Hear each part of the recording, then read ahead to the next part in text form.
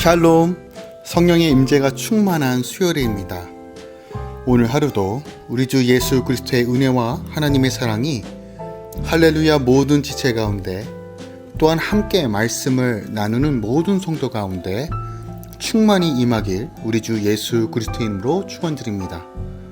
11월 25일 수요일 아침 예배 성삼위 하나님께 올려드립니다. 사도신경으로 우리의 신앙을 고백합니다. 전능하사 천지를 만드신 하나님 아버지를 내가 믿사오며 그 외아들 우리 주 예수 그리스도를 믿사오니, 이는 성령으로 잉태하사 동정녀 마리아에게 나시고 본디오 빌라도에게 고난을 받으사 십자가에 못 박혀 죽으시고 장사한 지 사흘 만에 죽은 자 가운데서 다시 살아나시며 하늘에 오르사 전능하신 하나님 우편에 앉아 계시다가 저리로서 산자와 죽은 자를 심판하러 오시리라. 성령을 믿사오며 거룩한 공예와 성도가 서로 교통하는 것과 죄를 사하여 주시는 것과 몸이 다시 사는 것과 영원히 사는 것을 믿사옵나이다. 아멘.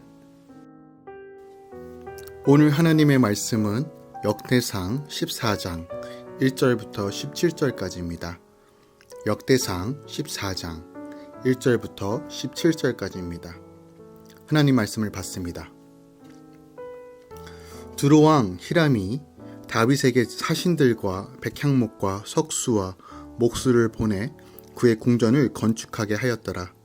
다윗이 여호와께서 자기를 이스라엘의 왕으로 삼으신 줄을 깨달았으니 이는 그의 백성 이스라엘을 위하여 그의 나라가 높이 들림을 받았음을 암이었더라. 다윗이 예루살렘에서 또 아내들을 맞아 다윗이 다시 아들들과 딸들을 낳았으니 예루살렘에서 낳은 아들들의 이름은 삼무아와 소밥과 나단과 솔로몬과 이팔과 엘리수아와 에벨렉과 노가와 네벡과 야비아와 엘리사마와 부엘야다와 엘리벨렛이었더라. 다윗이 기름을 받아 곧 이스라엘 왕이 되었다 함을 블레셋 사람들이 듣고 모든 블레셋 사람들이 다윗을 찾으러 올라오매 다윗이 듣고 대항하러 나갔으나 블레셋 사람들이 이미 이르러 느바인 골짜기로 쳐들어온지라. 다윗이 하나님께 물어 이르되 내가 블레셋 사람들을 치러 올라가리이까 주께서 그들을 내 손에 넘기시겠나이까 하니 여호와께서 그에게 이르시되 올라가라, 내가 그들을 내 손에 넘기리라 하신지라. 이에 무리가 바알 브라심으로 올라갔더니 다윗이 거기서 그들을 치고 다윗이 이르되 하나님이 물을 쪼겜같이 내 손으로 내 대적을 흩으셨다 하므로 그곳 이름을 바알 브라심이라 부르니라. 블레셋 사람이 그들의 우상을 그곳에 버렸으므로 다윗이 명령하여 불에 사르리라.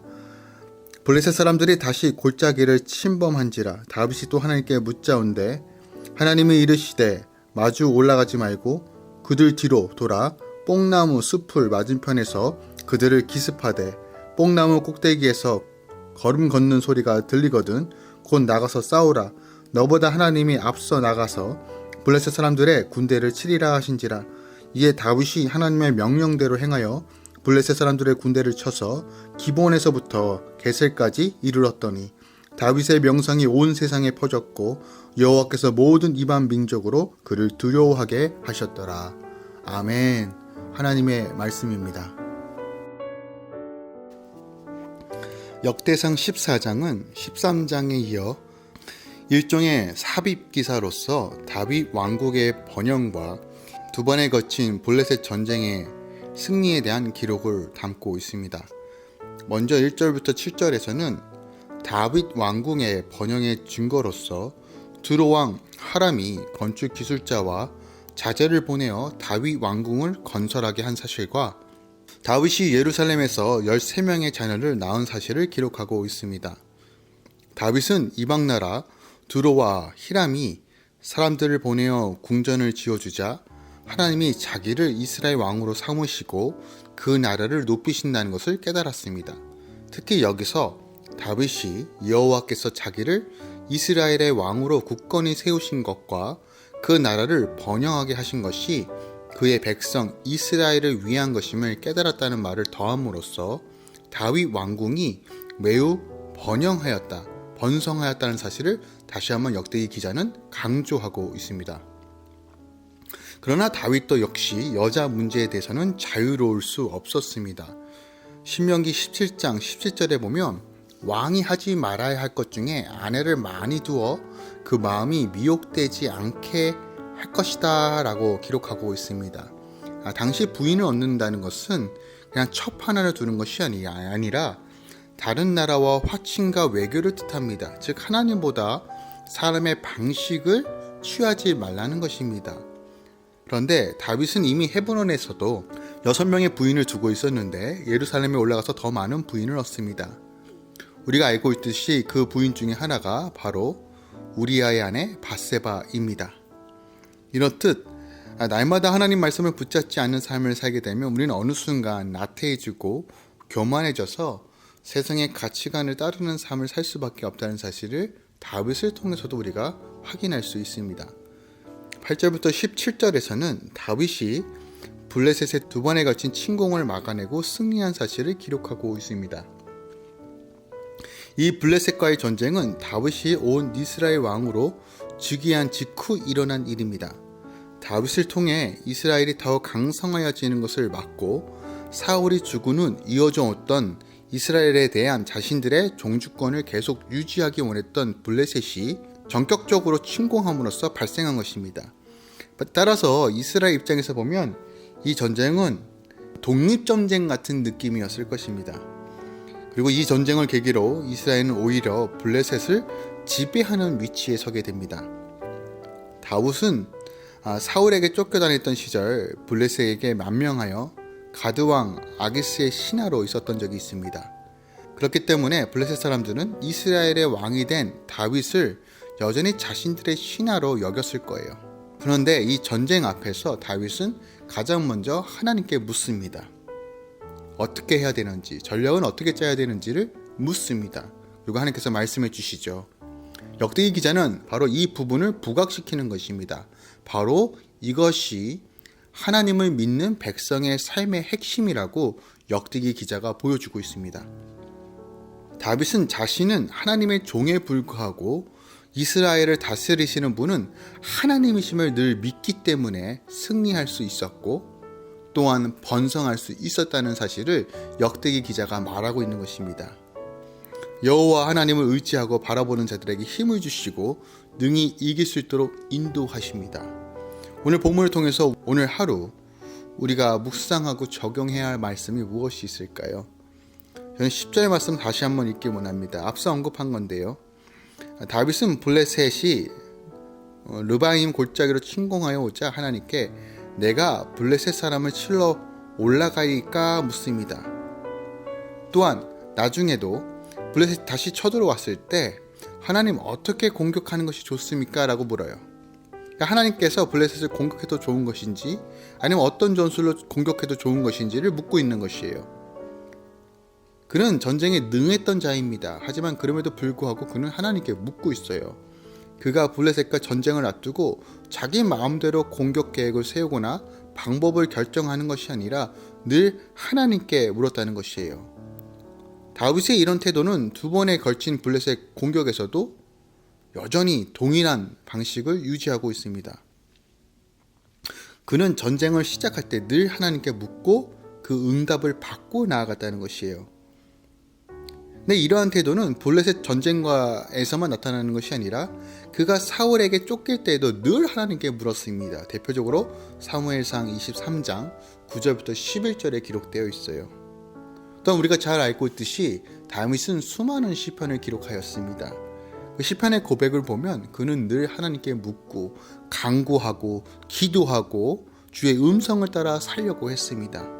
다윗은 그 어떤 순간에서도 다시 한번 주의 이름을 부르짖었고 기도했고 간구했다는 것이에요. 그리고 이것이 가장 성공할 수 있는, 승리할 수 있는 확실한 방법이라는 사실을 다윗은 알았습니다. 매사에 하나님께 묻는 것이 복된 길이요 생명입니다. 다윗의 성공적인 삶의 비결은 바로 이것이었습니다. 그렇다면 다윗이 이렇게 물었던 근본적인 이유, 그 이유가 무엇일까요? 바로 여호와 하나님이 누구인지를 깨달았기 때문에 그렇습니다. 시편 24편 8절에도 말했듯이 하나님은 전쟁에 능하신 여호와입니다. 하나님은 만군의 여호와십니다. 그 어떤 대적도 하나님 앞에서 이길 수 없습니다. 하나님은 우주 만물의 창조주이시며 주관자이십니다. 이 세상 모든 것이 하나님의 뜻과 섭리에 따라 움직입니다. 이 세상에 일어나는 모든 일들 중에 하나님의 간섭 없이 스스로 일어나는 일은 절대로 없습니다. 우리 안에 이 믿음이 회복되어야 됩니다. 우리 안에 이 진리가 가장 밑바탕에 깔려 있어야 됩니다. 그러므로 완전하신 하나님께 묻고 나아가는 것이 바로 최선의 방법이요 최고의 성공의 길이라는 것을 역대기 기자가 말하고 있는 것입니다. 다윗의 삶에서 우리가 반드시 내 것으로 만들어야 하는 것은 바로 이것입니다. 늘 하나님께 물었고 하나님께서 그에게 말씀하셨습니다.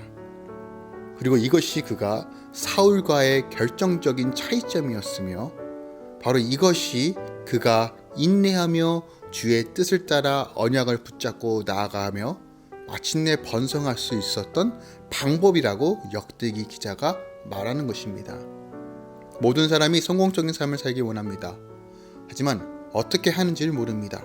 세상의 지혜자를 찾고 책과 미디어를 통해서 그 방법을 찾으려고 합니다.